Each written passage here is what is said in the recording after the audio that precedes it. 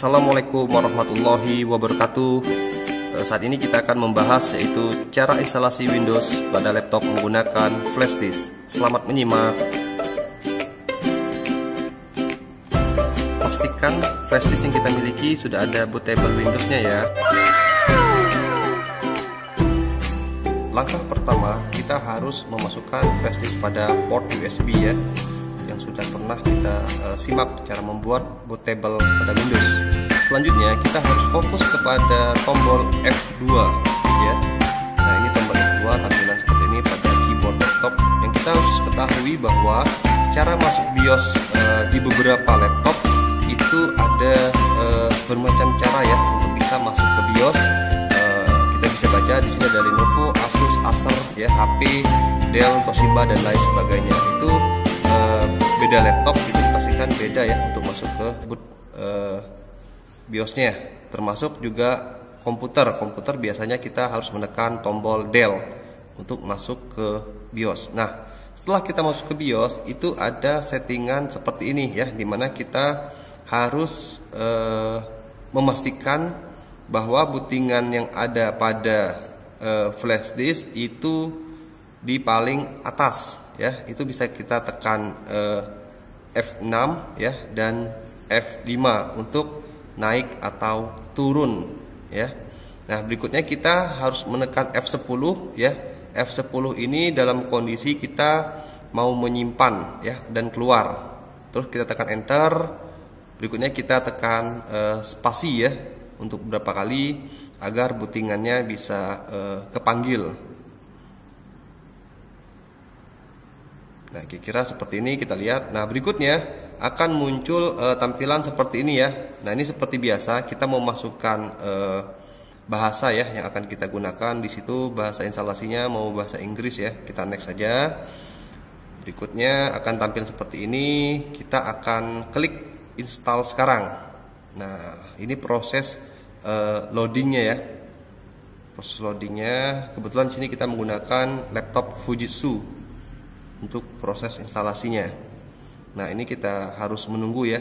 Nah, berikutnya ini tampilannya ya. Di sini ada Windows 10 Pro ya. Berikutnya kita lihat di sini ada 64 bit ya yang akan kita gunakan, di mana selain 64 bit ada juga 32 bit ya. Nah, kita pilih untuk Windows 10 Pro ya yang 64 bit. Kita tekan next. Masih proceeding. Nah, di sini kita tinggal klik ya, I accept ya, tinggal klik di sini. Terus kita tinggal tekan tombol next. Nah, di sini ada dua tampilan ya. Yang pertama itu untuk update ya, untuk update untuk Windows itu sendiri. Terus ada yang custom ya. Kalau custom ini kita menginstal keseluruhannya ya untuk Windows itu sendiri. Nah, nanti akan muncul tampilan partisi seperti ini ya. Nah, untuk partisi itu sendiri tergantung dari laptopnya ya. Biasanya partisi C, D, E dan seterusnya ya, tergantung dari kita mau instalnya berapa banyak. Nah, biasanya pada partisi C itu untuk OS-nya ya. Jadi kita harus hati-hati di saat mendelete ya.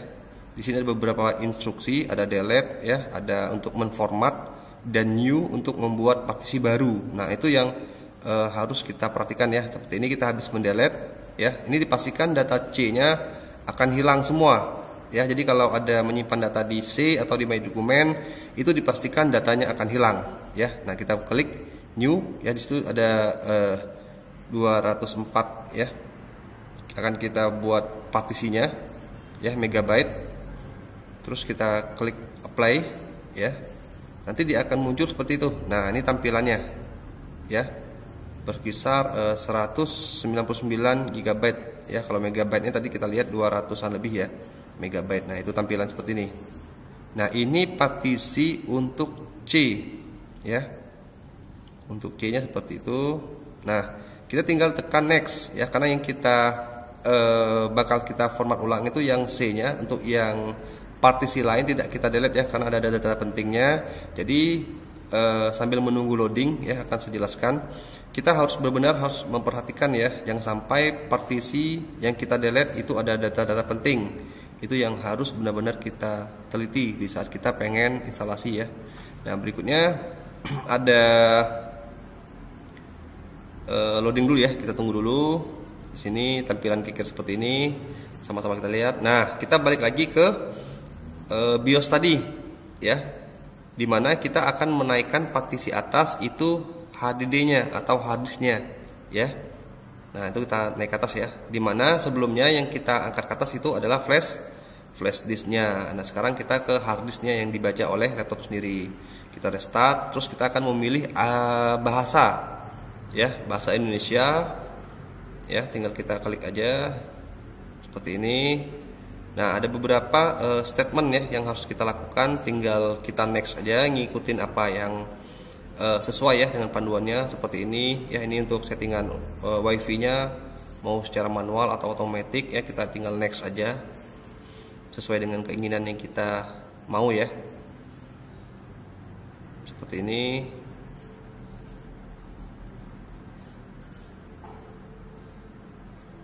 Kita tunggu loadingnya.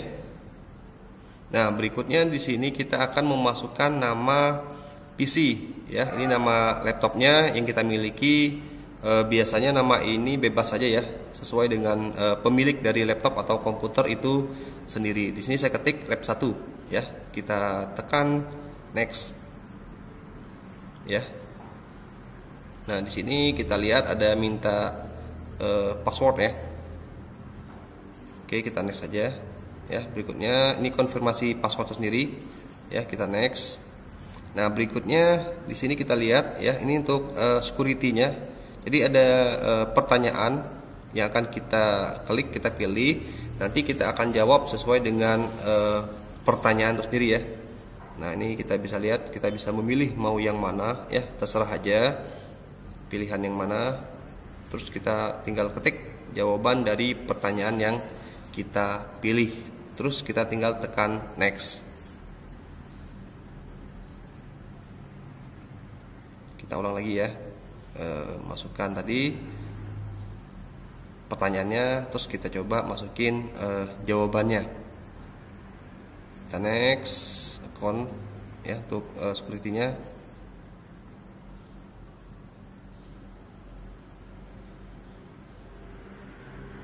Oke, kita klik next, proses loading ya, tinggal di nextin aja.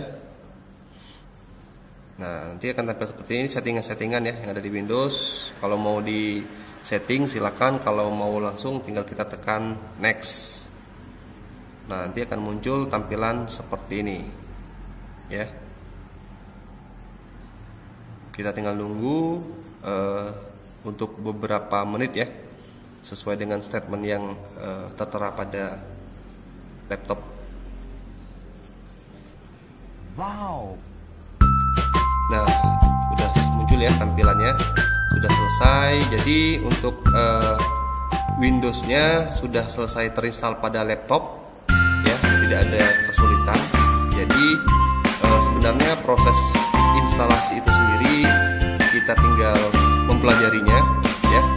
Terus ini baru tahap awal dari instalasi, baru Windows. Habis Windows nanti kita akan menginstal driver pack-nya atau driver laptop itu sendiri. Berikutnya kita akan menginstal apa? Itu software yang akan kita gunakan, yaitu software pendukung ya. Jadi biasanya software pendukung itu seperti untuk perkuliahan ya, Office, Photoshop ya, Corel, Adobe Premiere, Android Studio dan lain sebagainya. Nah, itu bebas saja kita mau nambahnya, mau sebanyak apapun ya, tergantung dari kapasitas laptop yang kita miliki ya. Baik, proses instalasi Windows sudah selesai ya. Jadi selamat mencoba buat adik-adik mahasiswa semuanya.